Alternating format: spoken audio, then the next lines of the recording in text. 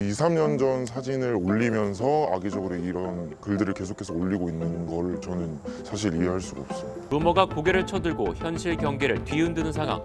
왜 끊이질 않는 걸까요?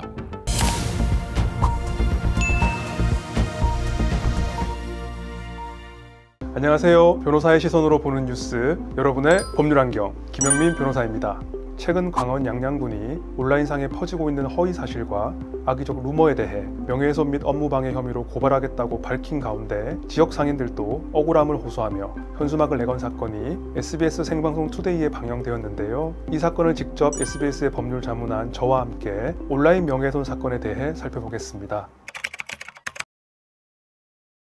한때 서핑 성지 양리단 길로 인기를 끌며 여름 휴가지로 각광받던 양양이 최근 온라인상에 퍼지고 있는 양양에서 흑인 남성에게 여대생이 성폭행당했다. 양양은 음란한 곳이다와 같은 허위 사실과 악의적 루머로 몸살을 앓고 있는데요. 여기에 대표적 여름 휴가지인 해운대의 구청장이 양양은 서핑이 아니라 불장난하러 가는 곳이다. 양양에 다녀온 여자는 만나지 마라 고 말한 것으로 알려져 논란이 확산되고 있습니다. 양양군이 온라인상에 퍼지고 있는 허위 사실과 악의적 루머에 대해 명예훼손 및 업무방해 혐의로 고발하겠다고 밝힌 가운데 지역 상인들도 억울함을 호소하며 곳곳에 현수막을 내걸고 있는 사건입니다.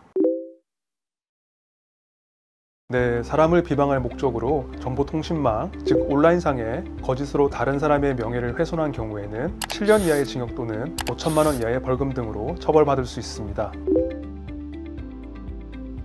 자신의 이익을 위하거나 다른 사람에게 손해를 가할 목적으로 허위 사실을 퍼나른 사람도 처벌되는데요. 3년 이하의 징역 또는 3천만 원 이하의 벌금 등으로 처벌받을 수 있습니다. 이때 주의할 것은 게시물을 그대로 복사하여 다른 게시판이나 SNS 등에 게시하는 퍼나르기와 게시물에 대한 링크를 걸어 접근을 유도하는 링크 설정은 구별되는데요. 실무적으로 퍼나르기는 허위 사실 게시물을 적시, 즉 허위 사실을 드러내는 행위에 해당한다고 보아 처벌하고 있고요. 링크 설정은 게시물의 위치나 경로를 나타낸 것에 불과하다고 보아 처벌하지 않고 있습니다.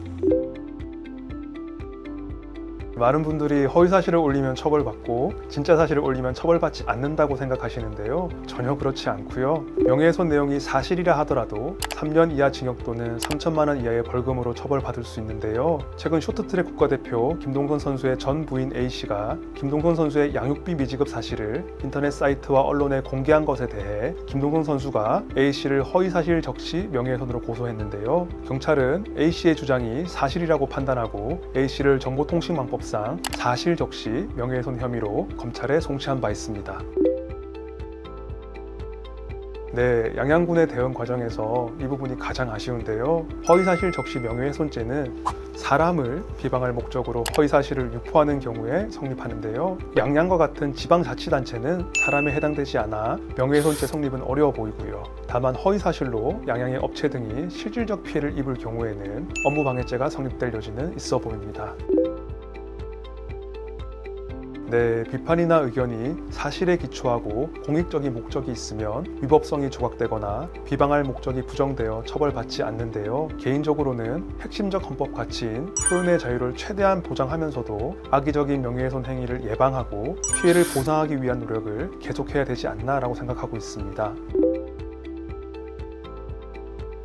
온라인상에 퍼진 허위 사실 때문에 사람이 죽기도 하고 지역 경제가 심각한 피해를 입기도 하는데요. 이러한 피해의 심각성을 고려해서 최근 대검찰청은 허위 사실 적시에 의한 정보통신망법 위반의 경우 구형 하한을 현행 500만 원에서 700만 원으로 상향하는 등 사건 처리 기준을 개정하기도 했는데요. 그럼에도 현행 법제는 피해 예방 및 피해 보상에 대한 부분에서 부족한 부분이 있는 것 같습니다.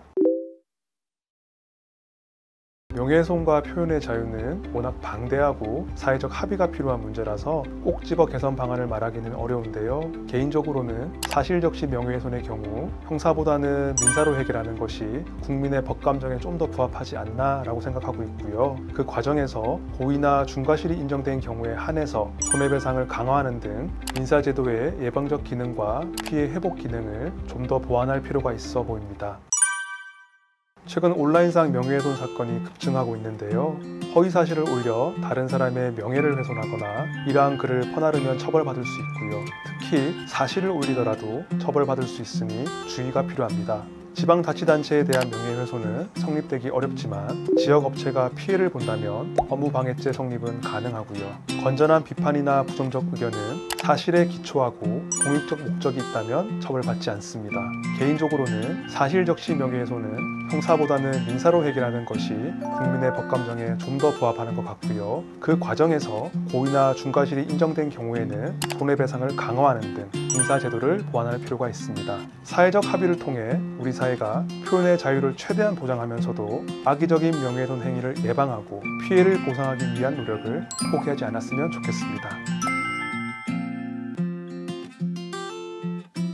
사건은 뉴스에서 끝나지 않습니다. 앞으로도 뉴스 속 보이지 않던 쟁점들을 법률 환경을 통해 쉽고 재밌게 보여드리겠습니다. 오늘 영상 유익하셨다면 구독과 좋아요, 알림 설정까지 부탁드리겠습니다.